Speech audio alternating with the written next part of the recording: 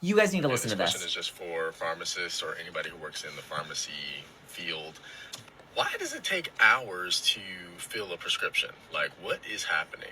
Why does it take 5 hours to put 30 pills in a bottle and I'm standing right in front of you and there's no one else here? This is why AI is taking over jobs, because there's no way that that you can't go right in the back, open the bottle, take the 30 pills out and put it in another bottle, scan it, and hand it to me in about 5 minutes. There's just no way it takes more time than that. So help me understand. Hey Steve, I'm Ethan and I'm a pharmacist. I would be happy to explain it to you. So I really apologize for your parents, for a teacher that never told you that the world does not revolve around you. Though it may look like that there is no one waiting for their prescriptions at the pharmacy, there are hundreds to thousands of people who are filling their prescriptions there every single day. But you know what? I'm gonna give you the benefit of the doubt because you probably have never worked in a pharmacy before. I wanna explain to you and other people who may not know what actually happens behind a pharmacy counter. So I created a nice little outline for you that we can go through together and we can get a little bit more in depth as well. Step 1, you and several other people will drop off your prescription at the pharmacy. This could be either a written prescription, your doctor could send it via fax, or they could call it in. Before we even do anything with your prescription, we need to make sure it's a valid prescription. So we have to make sure that it's a legitimate doctor that's prescribing it, and that you are who you say you are, or that you're dropping off a prescription for one of your loved ones. And then if it's a controlled medication, we need to make sure that that doctor is able to write those. Then we probably need to update your profile depending on how frequently you visit our pharmacy. If we have a brand new patient who just stopped by, we're gonna need to know all your information, your allergies, your medical history, as well as your insurance information. And I'm sure you're wondering, why does my pharmacy need to know all this information?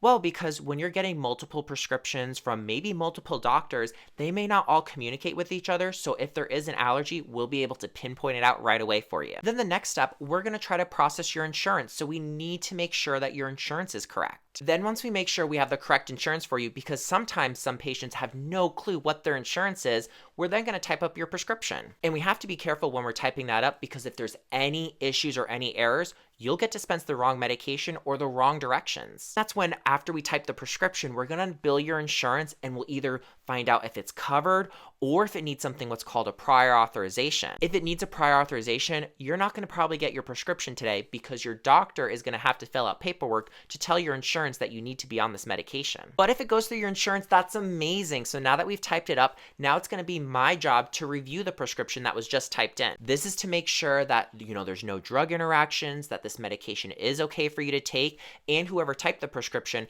that they typed it correctly. But if there are any issues, we got to stop that prescription and I need to call your doctor to make sure that everything's okay, and then we can try to fill it. If everything's okay and then I finish verifying it, it's going to print out of our printer. Then once your prescription prints out of the printer, we're going to make sure that we have the correct medication to fill. But sometimes we don't have the medication, so we're going to have to make a note to order it at the end of the day. So then for this time, you're not going to get your medication today. Then we have a final check. So once someone fills the prescription, it's going to come to me, the pharmacist, and I'm going to make sure that the correct pills are in the bottle. But for some reason, if it's the wrong pills, I have to send it back and it needs to get redone. That's the process for one whole prescription. But of course, other people go to our pharmacy, so they're going to be picking up their prescriptions. So that means when a patient comes in, I'm going to get pulled aside because I need to counsel them on the new medication. Or if a patient has any questions, I'm going to be there to answer it for them. And then if there's any vaccines, it may be delayed even more. But then when all said and good, the patient will pay for their medication and they'll go off on their merry way. So Steve, I wonder if you think AI would be able to replace all of that,